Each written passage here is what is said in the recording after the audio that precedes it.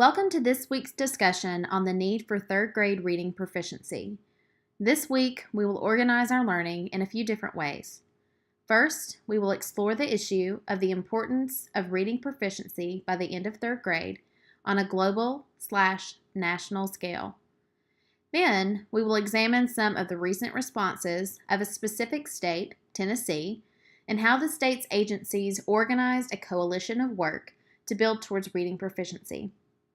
We will close by considering the many stakeholders that are included in this issue and question which roles are pivotal to the issue's continued success, either at the state level or perhaps on a broader/more narrow scale. It is important to note pictures of the past course materials will appear on different slides. These pictures are meant to jar your thinking and reflection to past courses. Part of the discussion for this week will be considering which parts of our doctoral learning would be most beneficial in seeking a solution or series of actions toward this issue. Please feel free to think outside the box and bring your personal expertise to the table.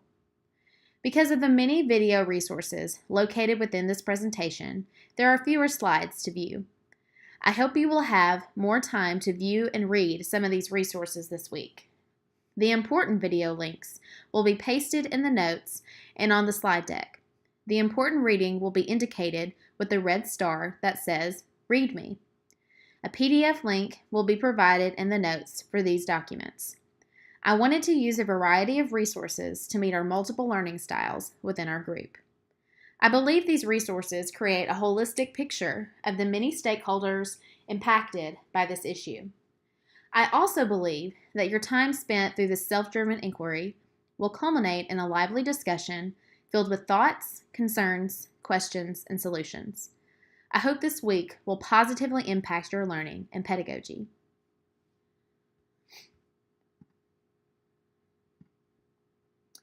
Issue overview. This is a great video that summarizes the big reasons why third grade reading proficiency is so important. The first minute and 29 seconds give a brief overview of research that supports this growing issue in the United States. Student reading proficiency is a growing problem in the United States. According to the NAEP's report card, the percentage of students who scored at a proficient reading level stagnated at 34 to 36%. Between 2013 and 2015, fourth grade students scoring at or above proficient in reading did not change significantly. Similarly, Tennessee's fourth grade students' reading achievement data reflected no significant change. The state's data also reflected a low percentage of students scoring at a proficient reading level from 2013 to 2015. A review of fourth grade students' reading achievement scores on state assessments from the nation's report card showed that only 15 states improved their average of students scoring at or above proficient reading level.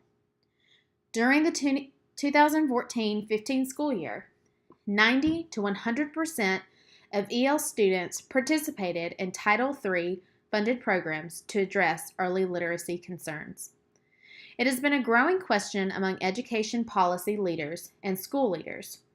Why is this reading proficiency in fourth grade so important? Why is it difficult for these students to catch up and demonstrate growth? There are many paths to this answer. This presentation will explore the context of Tennessee's journey to answering these questions first, and then we will have time to explore the other stakeholders on a more global level. The Annie E. Casey Foundation is a nonprofit organization that spends a great deal of time and resources to support the continued advocacy for increased reading proficiency among the nation's at-risk students.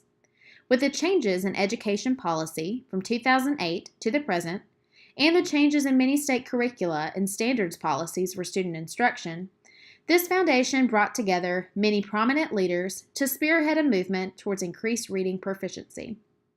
The two videos provide background on this issue and present a variety of leaders in the movement to promote increased third grade reading achievement.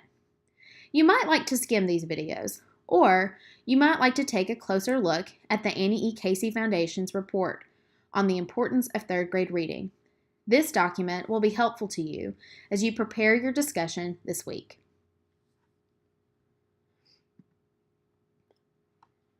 The Annie E. Casey Foundation is not the only organization or initiative that is calling for the continued focus on reading proficiency.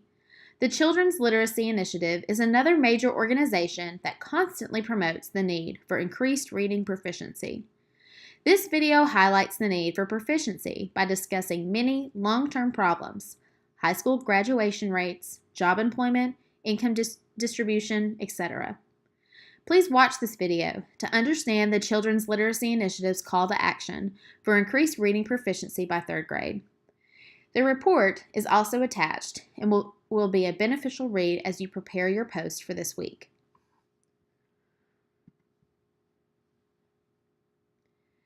Now that we know a broad understanding of this issue, let's take a deeper look at Tennessee's response to the growing data trends. The most recent revision of the Tennessee Every Student Succeeds Act, Tennessee ESSA, 2017, included a 4-point plan to address the identified student groups, 3rd through 8th grades, that continue to score on below proficient on reading assessments. The second goal of the Tennessee ESSA 2017 plan was for 75% of 3rd grade graders to score at the proficient grade level by 2025, which would require approximately a 32% increase. Two specific ways to address this daunting literacy goal were by diverting attention, resources, and funds towards early literacy instruction and establishing that all students deserved high-quality instruction and teachers therefore required ongoing support in order to maintain such rigorous instruction. Both of these goals were addressed as high-priority foci within the state plan.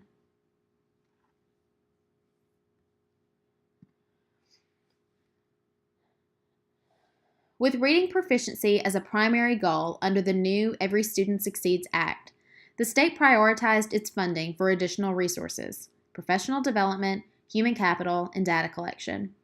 For this reason, funding for early literacy improvement initiatives and programs has increased. If you would like, view some of the videos below discussing early literacy as a primary focus for the new ESSA changes for Tennessee. The links are provided in the notes. I provided a summary of some of the links to help you personalize your inquiry.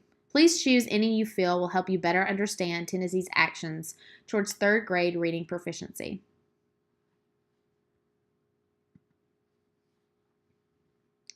To meet the early literacy goals with prompt and efficient work, Tennessee proposed several new initiatives and documents to support multiple levels of stakeholders. The state published 3 documents that outline the scope of the work for achieving the early literacy goal of 75% of all 3rd grade students will be proficient readers by 2025. The next few slides will include a picture walk of some of the department's focus areas and graphics used to support all stakeholders in reaching the early literacy goal. Each graphic is grounded in the research and study prompted by the following 3 great reads for the week.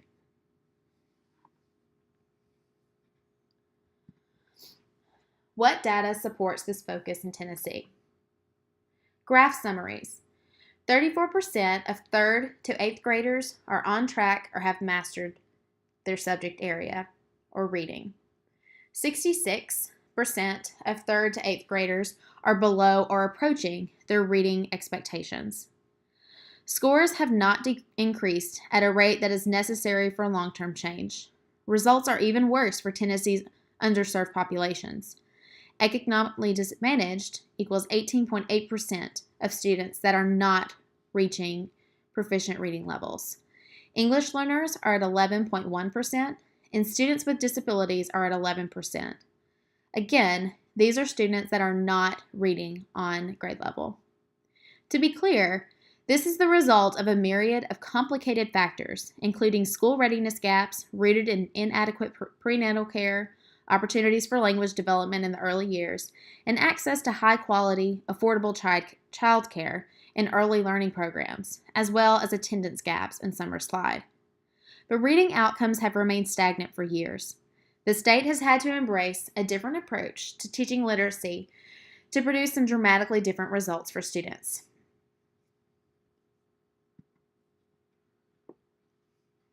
In response to the staggering data, the department published certain learning principles to guide their work in reaching an early literacy goal of third grade reading proficiency. How do these principles connect with our learning on organizational theory and practice? Consider your response to this question as you prepare for your discussion post this week.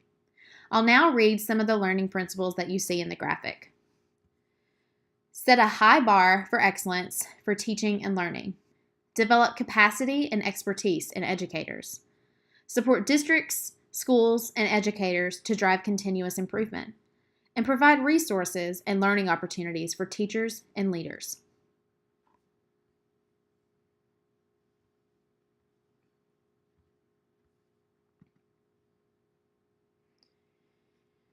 Here you see the connectedness of an organization's many initiatives. What you see is that the state of Tennessee has provided a graphic that illustrates the myriad of initiatives and programs that are supporting this early literacy goal. How have they aligned their work to meet their goal? And how does this relate to Bryson's 2011 work on strategic planning for public and nonprofit organizations? Consider your response to this question as you prepare your discussion post this week.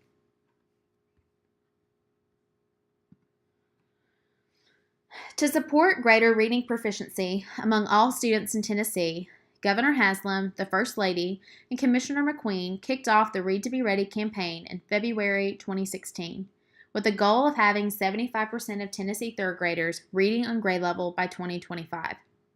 Through the initiative of Read to Be Ready, a suite of resources and responses to the proficiency issue have come into the state's focus. The initiative promotes the use of high-quality text that meet grade-level expectations. Recent data, Building the Framework 2017, shows that students are spending more time reading, listening, and responding to text that have the potential to build both skills-based and knowledge-based competencies. This focus strategically builds towards the early literacy goal. Additionally, the initiative poses a multifaceted approach to a big problem plaguing the state. Think back to the issue overview and some of the videos and resources you explored. How has the state promoted a multifaceted approach to change? What are potential opportunities for success and growth in this work?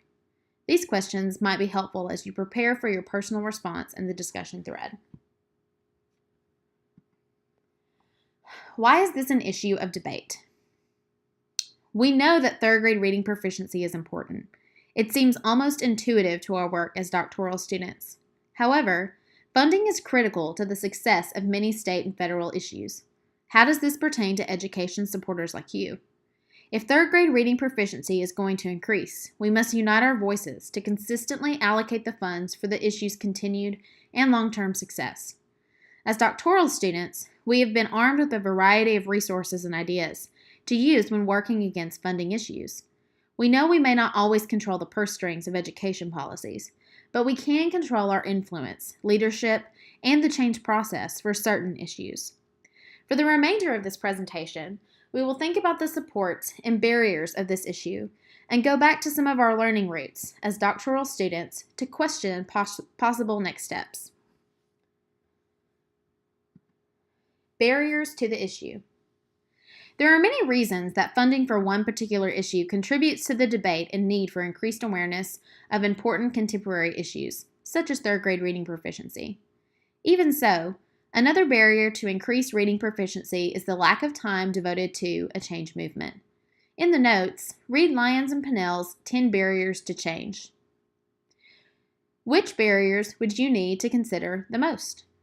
Number 1, unstable environments. Changing administration, transient teachers, student mobility. Number 2, no clear vision. Competing agendas among staff and administration. Number 3, isolationism. Tradition of working individually and alone, rather as professional colleagues. Number 4, rigid organizational patterns. rules, regulations, traditions, and ways to manage time that are hard to change. Number 5, balkanized domains, separation of departments, grade levels, and other groups that compete. Number 6, fear of leading, fear of jealousy, negative attention for stepping out front. Number 7, paralyzing sameness, a feeling of inertia, resulting in reluctance to expand extra energy that change requires. Number 8, fear of failure, lack of confidence that the change will work or that individuals can accomplish these goals. Number 9, oppressive power relationships, feelings of powerlessness because changes are imposed, lack of ownership. Number 10, oppressive power relationships. I just read that one. I'm sorry to read it again. Number 10, desire for the quick fix, going too fast without time to reflect, build ownership, and improve the program. Consider these barriers as you prepare your discussion posts. Which barriers would you need to consider the most? Change takes time. In order to be successful teachers, need to know how to use their knowledge and expertise to inform their practice. They need to receive support and encouragement for their efforts, and they need to participate in ongoing professional development to improve, refine, and extend their skills. Most important, they need to know how to work with others as equals and colleagues. Consider how has Tennessee used the iceberg model to support teachers and improve and refine their work as they seek to reach their goal. How can this be emulated by other stakeholders for similar education issues? The iceberg model is shown at the right side of the screen on the slide. Use these questions to support your thinking when developing your discussion post. Note, this graphic was used in some of the videos cited earlier in the presentation. It was not assumed that this model was used by the state. Rather, it has been depicted in several presentations, videos pertaining to the state's goal of reaching reading proficiency by 3rd grade. Support of the issue. We've spent a lot of time looking at broad examples of support for this issue and more narrowed support from our Tennessee example. Now let us consider specific stakeholder supports for this issue. This will prepare us to write a response that takes these supports into consideration as we craft ideas to support this issue in the future. Connecting to prior learning. Consider the many stakeholders involved in this issue. Some examples are given in the chart on the page. Looking at the chart on the slide, we see a variety of stakeholders in this issue. Parents, IEP case managers, school leaders, coaches, community organizers, nonprofit organizations, and state leaders each have a place in the next steps of this education issue. Consider the many stakeholders in this issue. If we reflect on our previous courses on leadership theory, data analysis, brain-based research, and change management, there are a slew of options and perspectives we can ponder while questioning the necessary solutions or next steps for this issue. You will need to take on the perspective of a stakeholder in this issue and use that perspective to inform your writing and your proposed next steps for this issue.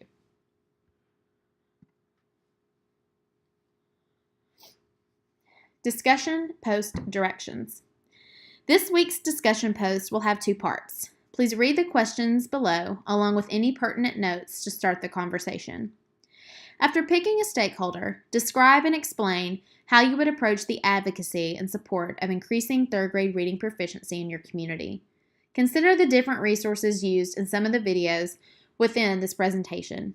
Please describe your approach in depth, considering technology, professional development, and other issues we have learned about so far in this course.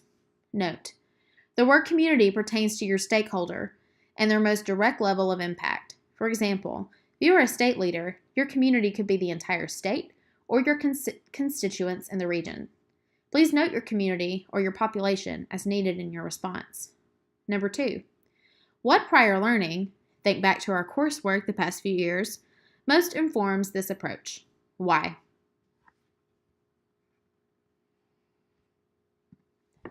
What's your solution? Considering the stakeholder role you have decided to take through your discussion post, explore some of the links provided to gather other perspectives of this issue. Please know it's not expected that you'll view every single one of these videos. Rather, I hope that you can find one or two links that will be helpful and supportive as you write your discussion post. Thank you. I hope you enjoyed this presentation and learning experience. I look forward to engaging you even more in our discussion post this week. I'll also be sending some emails and other documents that you might use or consider as you're juggling this topic in your head this week. Can't wait to have more conversations with you soon.